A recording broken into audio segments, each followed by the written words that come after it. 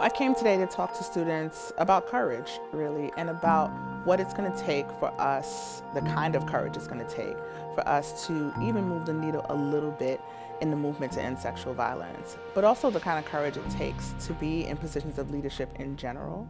I think we hear a lot about character and a lot of these other characteristics that leaders should have. And even when we talk about courage, it's talked about in a way that means you have to be bold and you have to be outspoken, and I don't think courage has to look like that all the time. It's in the decisions that you make and how you show up in the world takes courage. Sometimes it's in the things that you don't say or the things that you don't do, and so a lot of that is relevant to how we really make progress in this movement, and I wanted to make that connection to students today. Strength, passion, and resilience in this work are absolutely important, but they aren't necessarily things that keep you from burning out. Actually, they probably move you closer to burning out. And I think what's kept me going in this work is that I'm not afraid of burnout.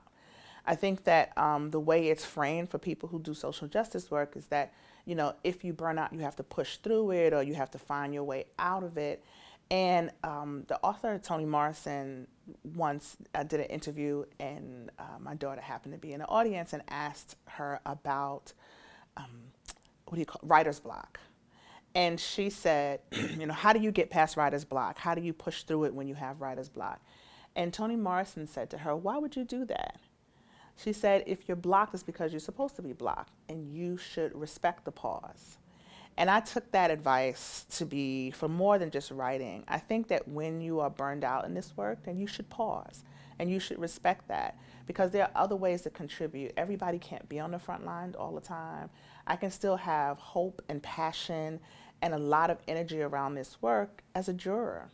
We need people who are voters, who are going to sit on juries, who are going to make decisions that impact other people's lives, who have a level of consciousness that they bring to that. And that maintains regardless if I'm on the front lines or if I'm taking a step back.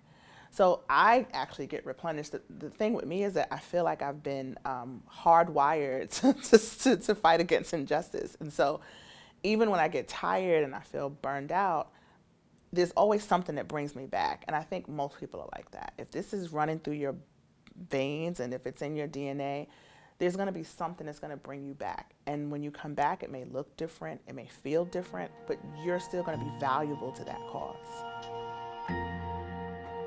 The short term for the Me Too movement is really clear. We are trying to shift the narrative.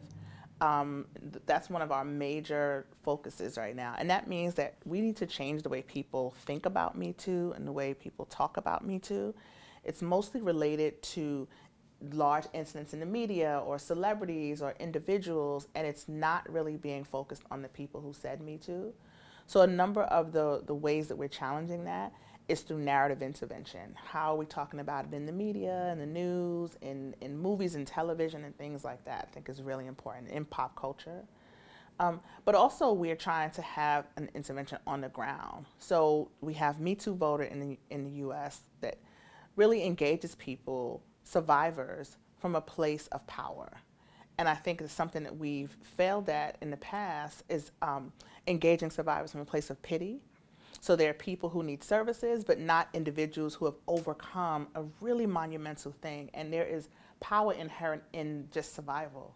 So we're trying to really galvanize that power and take it to the polls and have people stand up and say, I won't elect people who are going to go and make decisions about my life or about my body, or who are not going to care about how I recover or the resources I need to heal. And that's been really effective. People have been really responsive to that. And so we want to, in the short term, make sure people see survivors as a constituency and as a power base. We get to make decisions about our lives, and we cross every demographic that you can think of, because sexual violence doesn't discriminate. So you have people from all walks of life who identify as survivor.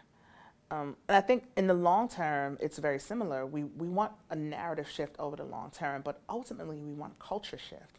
And culture shift happens by having multiple interventions. This is one of the things I talked about today is we have to have research happen, and we have to have legal legislation passed, and we have to have people on the ground doing this work. I think in the long term, if people see themselves as a part of this movement, as opposed to bystanders watching the movement happen, then we get to move the needle further and further every year. So our long-term goals are to take it out of the mainstream media and this sort of salaciousness that is attached to it, and let people see it as a public health crisis that needs to be dealt with, identified as such, and dealt with in the ways that we deal with public health issues. I was really curious about what the experience of speaking to a business school was going to be like. This is the first time I've had students specifically from a business school, particularly one as prestigious as this school. I was wondering about how they would receive the message, and it was really well received, and it made me really excited to see the kinds of questions that actually came from the students. And I think that one of the most important things about speaking to business schools about this topic is, of course, a lot of these people will go on to be in the C-suites of major corporations all over the world, and they will have to make decisions that affect people's lives. They will have to, make policies and practices in the places where they have power. And I want to be able to influence that so that they know that they have a responsibility when they get into those positions. But the other part is this idea that folks who come out of business school have a particular kind of training. And they are trained to be innovators. They are trained to be problem solvers. They are trained to be critical thinkers. And we need that set of skills in the work to end sexual violence as well.